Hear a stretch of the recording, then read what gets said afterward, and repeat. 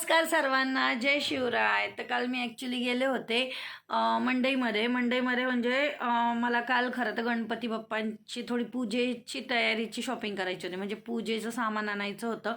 मी त्या आधीच ॲडव्हान्समध्ये आणून ठेवते सगळं. आणि कारण मग एकदा डेकोरेशन चालू झालं ना, मग मला वेळ मिळत नाही बाहेर जायला. मग दिवसभर आमचं ते डेकोरेशनमध्येच जातं. त्यामुळे मग काल आम्ही असा विचार केला की चला, काल त्यांनी पण सुट्टी काढली, मी पण सुट्टी काढले आणि दोघंही जाऊन आम्ही ते सामान घ्यायला गेलतो गणपतीचं. आणि तसंच मला माझी साडी पण घ्यायची होती. मला एक साडी घ्यायची होती. खूप दिवसापासून चाललं होतं की साडी घ्यायची आहे म्हणून काल गेलो होतो एवढ्या हौसेने साडी घ्यायला. पण साडी घ्यायला तर काही जमलंच नाही, झालंच नाही, साडी घेतलीच नाही. पण बाप्पाचं पूजेचं जे काय लागतं ते बऱ्यापैकी घेऊन आलो आहे.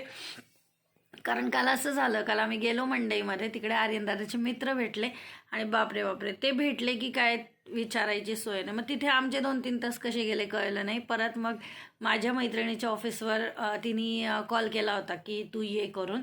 तर म्हटलं ठीक आहे येते म्हणून. मग तिच्या ऑफिसवर जायचं होतं म्हणून ते एक राहिलं. आणि दुसरी गोष्ट अशी झाली की मला काल व्लॉग करायचा होता, कारण की इतके सुंदर सुंदर व्हरायटीज आलेले आहेत ना असे इथे आपल्या मंडईमध्ये. डेकोरेशनचे म्हणा किंवा मग आपले घर सजवण्याचे म्हणा, इतके सुंदर सुंदर व्हरायटीज आलेत. आणि त्या बघून आहे ना मी इतकी कॉन्शियस झालते की असं वाटत होतं हे घेऊ का ते घेऊ, हे घेऊ का ते घेऊ. म्हणजे काय काय काय घेऊ आणि काय नको असं झालं. आणि त्याच्यामध्ये काय झालं, शॉपिंग करायची होती. मी एका साईडला, आर्यन दादा एका साईडला, तो त्याच्या मित्रांबरोबर होता, मी शॉपिंग करत होते. त्यामुळे पण व्लॉग झाला नाही. आणि दुसरी गोष्ट अशी झाली की पाऊस पण येत होता, खूप पाऊस येत होता. आणि त्यात काय झालं, आर्यन दादाचं आता तुम्हाला माहिती आहे मध्ये ॲपल 13 त्याच्याकडे आहे, ज्याच्यावरनं आम्ही शूट करतो. त्याच्याकडे तो ॲपल 13चा मोबाईल आहे.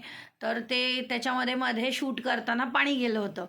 आणि ते पाणी गेल्यामुळे आपण टाकलं होतं ते मोबाईल रिपेअरिंगला टाकल्यामुळे ते आपल्याला भेटलंच 2 ते 3 महिन्याने. तोपर्यंत मी माझ्याच मोबाईलवर चालवत होते सगळं.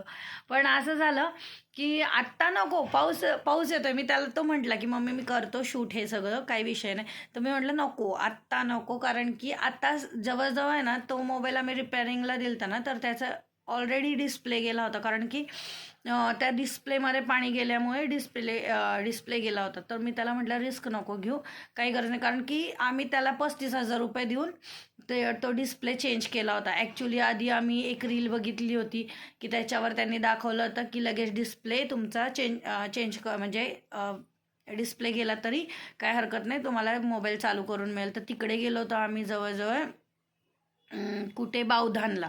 तर तिकडून आम्ही तो रिपेअर करून आणला होता. म्हणजे ते 5,000 रुपये घेतले होते त्यांनी आणि रिपेअर करून दिला. दुसऱ्या दिवशी लगेच बंद पडला तो मोबाईल. आणि बंद पडला, मग आम्ही त्यांच्याकडे गेलो तर ते म्हटले नाही, ते तुमची रिस्क असते. आता आम्ही तर करून दिलं, तर काल तर इथून तुम्ही चालू करून नेला होता. मग म्हटलं जाऊ दे, ते 5,000 गेले म्हणजे हे 35,000 गेले. असे आम्ही 40,000 रुपये त्या मोबाईलला घालवले. आणि नवीन मोबाईल म्हणजे लेकराला जवळजवळ मी घेतलं होतं किती, एक मागच्या वर्षी घेतला होता. आणि त्यांनी काय 3 महिनेच वापरला आणि त्याच्यानंतर त्यात पाणी गेलं म्हणून तो मोबाईल आम्ही रिपेअरिंगला टाकला. आणि मग ते भेटलं होतं आत्ताच, म्हणजे घेऊन आलो होतो तो मोबाईल 40,000 रुपये देऊन. तर मग म्हटलं नको, आता काय रिस्क घेऊ नकोस, ते पावसात काय मोबाईल काढू नको, राहू दे. असं थोडंसं झालं होतं. आणि त्यामुळे पण तो शूट राहिला. पण आता नेक्स्ट टाईम मी जाणार आहे, कारण की मला माझी साडी राहिली आहे घ्यायची. त्यामुळे मी आत्ता साडी घ्यायला तर जाणारच आहे. मग त्यावेळेस मात्र मी सगळं जे काही व्हरायटीज आलेले आहेत ना, मस्त मस्त असे सगळे शूट करणार आहे. मला खरंच इतकं म्हणजे इतकं असं झालं होतं ना, काय घेऊ आणि काय नको. तर कालचा दिवस तर असा निघून गेला.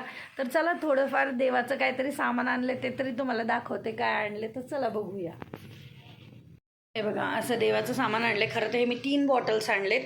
तर एक बॉटल आता देवाऱ्यात वापरायला काढली आणि 3 आणले होते. तर त्यातले एक बॉटल माझ्याकडे आणि एक बॉटल आमच्या शेजारचे म्हटले की ताई तुम्ही परत जाणारच आहे ना, तर आम्हाला द्या, मग तुम्ही गेलं की आणा. मग असे 3 बॉटल आणले होते. एक त्यांना दिली, एक देवाऱ्यात काढली आणि एक आता ठेवली. आता मी गेले की परत आणेन. आणि तसंच धूप बघा, हे भरपूर आणलेत का, मी जवळजवळ 10-12 धूप आणलेत असले. आणि आज हे आपलं काय म्हणतात, वस्त्र, जानवं आणलेले. दिसत असेल तुम्हाला इथे जाणवं आणलेले, परत हे एक अगरबत्ती आणली, ही एक अगरबत्ती आणली आहे, लोबान हे जे आहे ना वाटी धूप आहे, एक लोबान घेतलेलं आहे आणि दुसरा एक फ्लेवर कुठला तरी आहे तो घेतलेला आहे आर्यन दादानी. आणि बरंच काही असं ओटीचं बिटीचं सगळं सामान आणलेलं आहे. ही एक बघा चंदनाचं मला आवडलं होतं, धूपकांडी आहे, ती पण खूप मोठी आहे, ती एक आणलेली आहे. असं भरपूर खरेदी केलेली आहे, अजून भरपूर आहे, म्हणजे हळदी कुंकापासून सगळं आणलेलं आहे. परत ही रांगोळी आणि बरंच काही अजून आणलेलं आहे. सगळं मी उचलून ठेवलेलं आहे आणि हे आता राहिलं होतं रात्री कारण की इतक्या रात्री येऊन मग मला खूप कंटाळा आला होता, कारण की यायला खूप उशीर झाला, आम्हाला 1:30 वाजला होता. कारण की तिथे सगळं सगळं झालं होतं. आम्ही 11:30ला जेवायला बसलो, तिकडे जेवण वगैरे केलं आणि आमचे एक रिलेटिव्ह भेटले. मग त्यांच्याशी बोलता बोलता कधी 1 वाजला कळालं नाही आणि मग आम्हाला घरी यायला 1:30 वाजले. तर मग 1:30 वाजता झोपून आम्ही उठलो आहे लवकर, कारण आर्यन दादाला पण ऑफिसला जायचं होतं आणि मी तर आज पण सुट्टी घेतली, कारण मला खूप म्हणजे नाही का असा कंटाळा आला, आळस आला आहे. ॲक्च्युली सगळं घरातलं काम झालं आहे, शनिवार असल्यामुळे देवपूजा वगैरे सगळं केलेलं आहे, फक्त राहिलेलं आहे ते स्वयंपाक, आणि स्वयंपाकाचा खूप आता कंटाळा आलेला आहे.